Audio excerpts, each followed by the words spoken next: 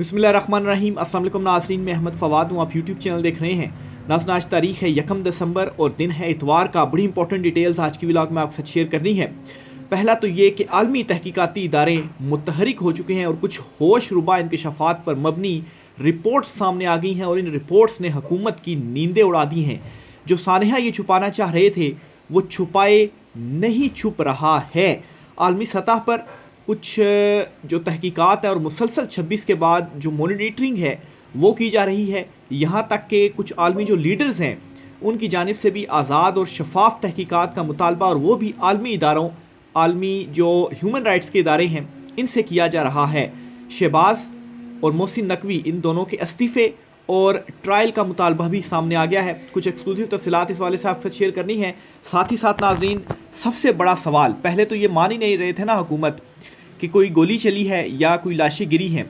जब सबूत सामने आ गए कि लाशें गिरी हैं, रिपोर्टें सामने आ गई, और अब ये इस बात से डरे हुए हैं कि खोज अब इस चीज़ की हो रही है कि बाकी लोग कहाँ हैं।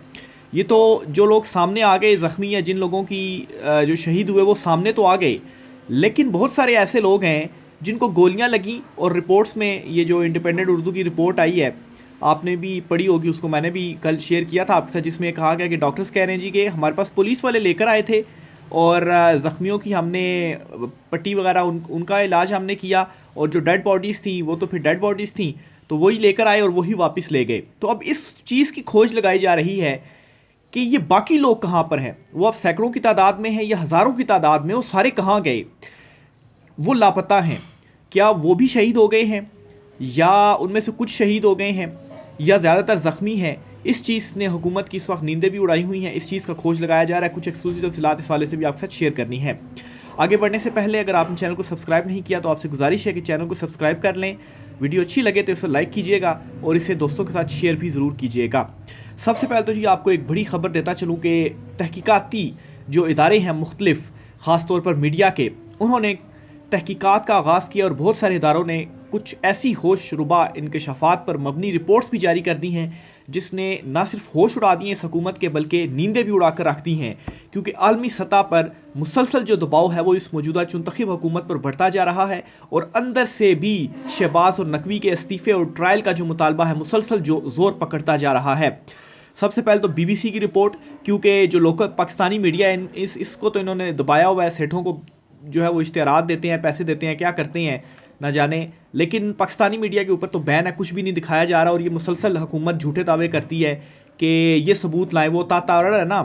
मतलब देखें क्या बदकिस्मती है इस कौम की कि उस जैसे लोग जो है वज़ीर इत्तलात बन के बैठे हैं, वो कहते हैं कि हमें वीडियो सबूत दिखाए जाएँ। मतलब जितनी जो कुछ हुआ अभी भी वो मानने के लिए तैयार नहीं है। वीडियोस डॉक्टर्स की जो ज़राए से जो ख़बरें हैं ये सारे सबूत ही हैं, लेकिन जो है वो मैंने कहा ना कि बदकिस्मती है इस कौम की कि उस जैसे जो लोग हैं इस कौम के ऊपर मुसल्लत हैं। बहरहाल BBC उर्दू के बाद इंडिपेंडेंट उर्दू, गार्डियन और दीगर जो इंटरनेशनल इदारे हैं चीज़ों को रिपोर्ट कर रहे हैं, बल्कि कई जगहों पर तो ये कहा जा रहा है कि आई विटनेस हैं कि 300 से 400 जो लोग हैं वो शहीद हुए हैं। PTI भी 278 का जो फिगर है वो दे रही है, लेकिन जो अभी कंफर्म्ड है वो सिर्फ और सिर्फ 12 जो है वो PTI ने पिक्चर्स के साथ डिटेल्स दी हैं। इंडिपेंडेंट और BBC ने भी 10-10 का जो था कि ये लोग शहीद हुए हैं उनकी डिटेल्स दी, लेकिन 110 का फिगर दिया जा रहा है जो कि बिल्कुल कंफर्म्ड है कितने लोग ज़ख्मी हुए हैं। और जो लोग ज़ख्मी हुए उनको पुलिस लाई, उनका पट्टी वगैरह या गोलियां वगैरह निकाली, या जो कुछ लाशें जो पुलिस वाले साथ ले गए, जो कि डॉक्टर्स बता रहे हैं इंडिपेंडेंट उर्दू की स्टोरी के मुताबिक, वो लोग कहाँ पर हैं इस वक्त। इस चीज़ का जो खोज है वो भी लगाया जा रहा है, और सबसे बड़ा सवाल भी इस वक्त यही है। और ये छुपा रही हैं सारी चीज़ों को। जिस तरीके से उन्होंने स्ट्रेट फायरिंग की और मुसलसल फायरिंग होती रही, और जितने लोग जो है वो शहीद हुए, अभी तो आहिस्ता आहिस्ता जो जो दिन गुजरते जा रहे हैं वीडियोस भी और खौफनाक वीडियोस सामने आ रही हैं, और जो है वो जितनी चीज़ें ये छुपा रहे थे वो सारी जो चीज़ें हैं वो भी सामने आना शुरू हो गई हैं। अब नाजरीन, एक तो आलमी रिपोर्ट्स और आर्मी सतह पर भी चीज़ों को बड़े क्लोजली मॉनिटर किया जा रहा है। ख़ासतौर पर ह्यूमन राइट्स के जो इदारे हैं, कोई फ्रीडम ऑफ एक्सप्रेशन के जो इदारे हैं, क्लोजली इन सारी चीज़ों को मॉनिटर कर रहे हैं। और इस 26 नवंबर को जो सानहा हुआ इसके ऊपर जो रिपोर्ट है वो भी मुरतब कर रहे हैं। और इस वक्त हुकूमत की जो नींदें हैं वो उड़ी हुई हैं और धुड़े लगी हुई हैं कि कैसे इस मामले को छुपाया जाए, लेकिन ये चीज़ें अब नहीं छुप रहीं। ऊपर से जी ज़ल्मे खलीलज़ाद ट्रंप के साबिक जो हुकूमत थी उसमें ये जो है ये जो अफ़गान सारा मामला हुआ, अफ़गान तालिबान के साथ मुज़ाकरात और फिर अमरीकी फ़ौज का जो इनखला हुआ, इसमें बड़ा इंपॉर्टेंट रोल था इनका। इन्होंने 2 ट्वीट्स किए हैं। एक ट्वीट तो इन्होंने ये किया जी कि एक तो मज़म्मत इन्होंने की 26 नवंबर की, और साथ ही साथ इन्होंने ये कहा कि ये जो सब कुछ पाकिस्तानी एस्टेब्लिशमेंट की जानिब से किया गया इसकी मज़म्मत करता हूँ।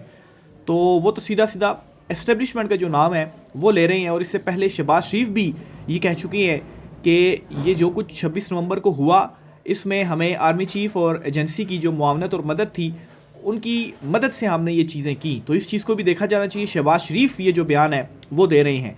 फिर इसी तरह से जी उन्होंने आज़ादाना तहकीकात का जो आलमी इदारे हैं उनसे भी मुतालबा कर दिया है।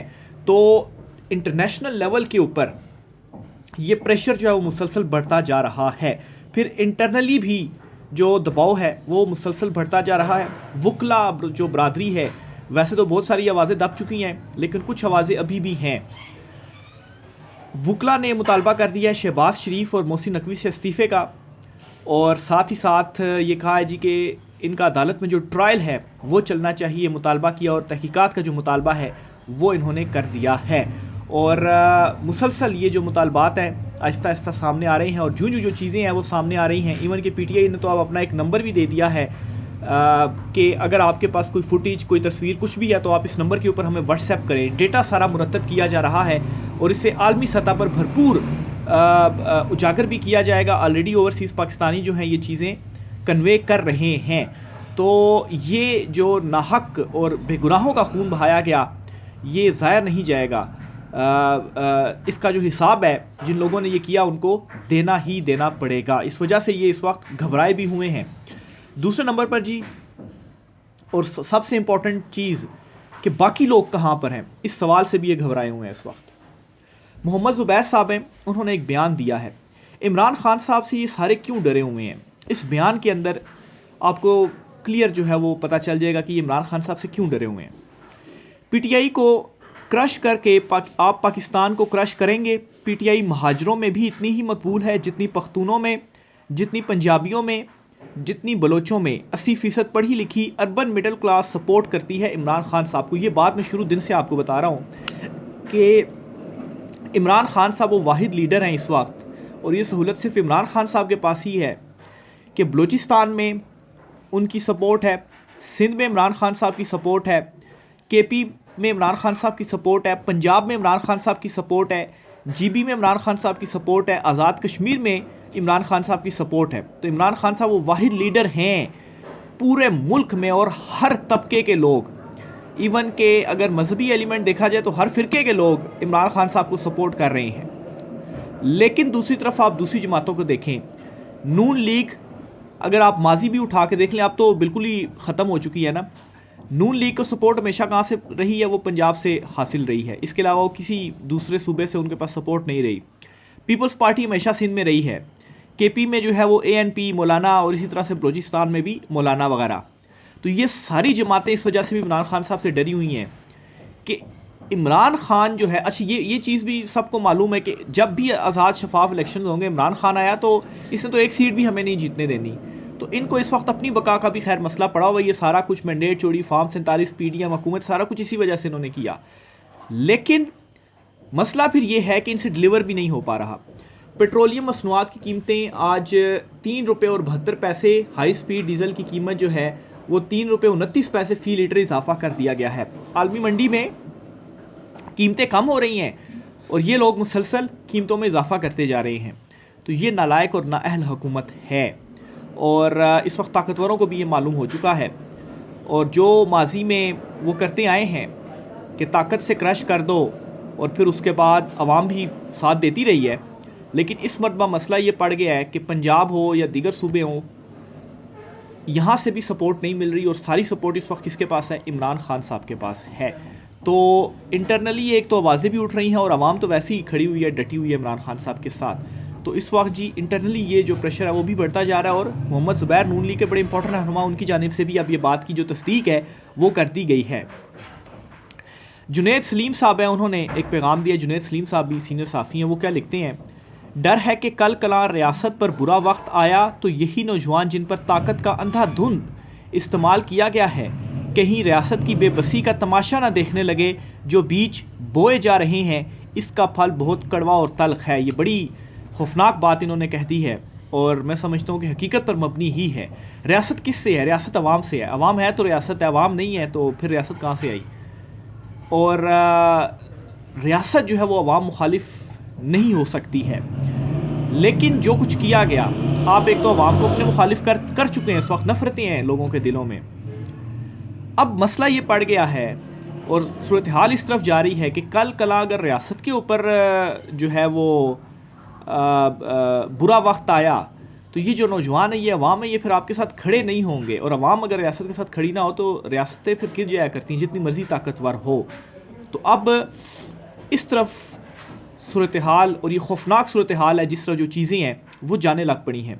इसी तरह से जी ये मैं कोट इस वजह सहाफ़ियों को कर रहा हूँ क्योंकि ये बातें हम आपके साथ करते रहे हैं और अब ये सीनियर सहाफ़ी हैं वो भी अपनी मौजूदा सूरत हाल के ऊपर ये जो बातें हैं वो कर रहे हैं। और मुझे ऐसा भी महसूस होता है कि 2-3 महीने हैं, ये जो मुश्किल वक्त है ना, 2-3 महीने हैं। इमरान खान को भी ये मालूम है कि अब बिल्कुल एंड पर आ गई हैं चीज़ें। जो लड़ाई, जो जहाद है इमरान खान साहब का हकीकी आज़ादी के लिए, वो बिल्कुल एंड पे आ गया है। यहाँ से या तो आर हो जाएगा या पार हो जाएगा। खान साहब ने खुद कहा है, या तो मैं कामयाब हो जाऊँगा या मुझे मार दिया जाएगा, कत्ल कर दिया जाएगा। ये जी BBC के ही जर्नलिस्ट हैं मोहम्मद हनीफ साहब, इन्होंने ये कहा है कि हर वक्त बंदूकें सीधी रखोगे तो कहीं ये लोग बंदूकों से डरना ही बंद ना कर दें। अगर ये आपकी बंदूकों से ना डरे तो फिर किस से डराओगे? देखें ना कि कोई भी काम आप करते हैं पहले आपके दिल में उसके लिए डर होता है कि, यानी कि मिसाल के तौर पर कोई बंदूक चलाना सीखता है, ठीक है, तो उसको थोड़ा डर लगता है कि मैं कैसे चलाऊंगा।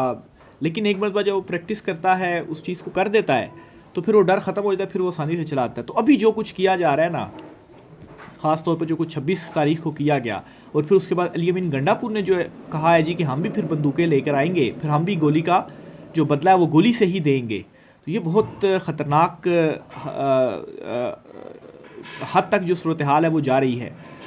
और जिस तरह से इन्होंने खदशे का भी जाहिर किया मोहम्मद हनीफ साहब ने कि अभी तो ये आखिरी हरबा था ना कि अब बंदूकें चला दी, गोलियां चला दी, स्ट्रेट फायरिंग कर दी, कितने लोग शहीद हुए, कितने ज़ख्मी हैं, कितनों का तो पता ही नहीं। अभी उनका डेटा जब सामने आएगा ना तो ये इन्होंने बचना नहीं है। जब वो चीज़ें सामने आ रही हैं आहिस्ता आहिस्ता, वो भी सामने आ जाएंगी।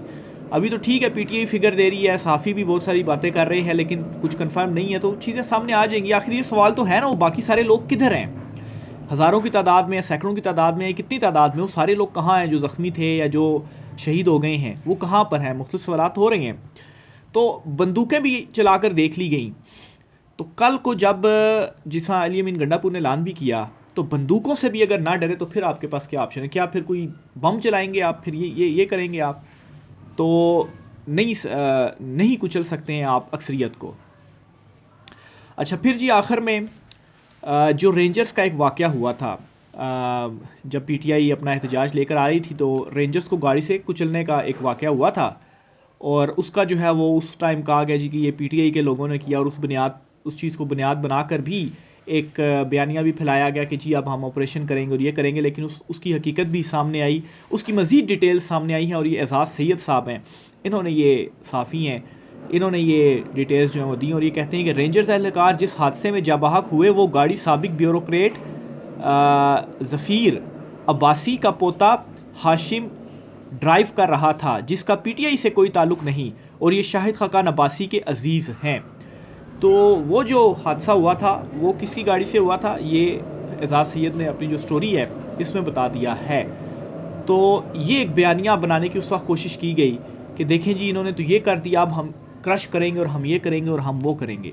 लेकिन वो बयानिया भी फ्लॉप हो गया, हकीकत खुलकर सामने आ गई और ये पुरअमन एहतजाज था। क्योंकि मैंने ख़ुद चीज़ों को वहाँ पर कवर किया, बहुत सारे साफ़ी जो हमारे साथ थे कवर कर रहे थे। D चौक में जब चीज़ें मैंने कवर की तो वहाँ पर इवन D चौक पर ना वो ग्रीन लाइन है, वो पोते शोते लगे हुए हैं, मेट्रो वहाँ पर बनी हुई है, किसी चीज़ को कोई नुकसान नहीं पहुँचा।